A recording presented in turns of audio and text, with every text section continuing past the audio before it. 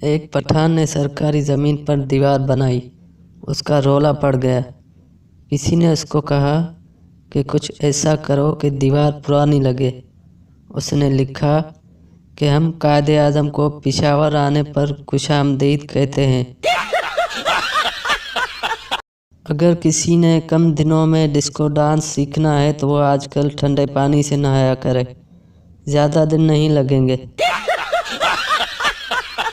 बुरे से बुरा वक्त भी गुजार सकती हूँ तुम्हारे साथ, बस तुम चार्ज रहना माय डियर फोन।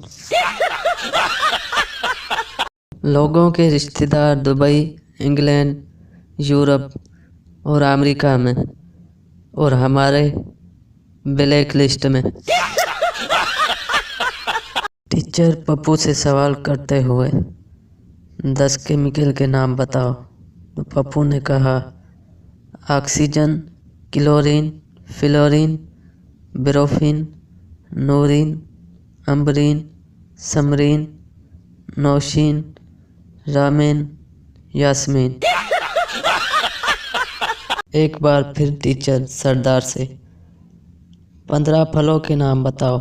सरदार ने कहा माल्टा, सेब, आम। टीचर शाबाश, 3 हो गए, 12 रह गए। सरदार 1 दर्जन केले।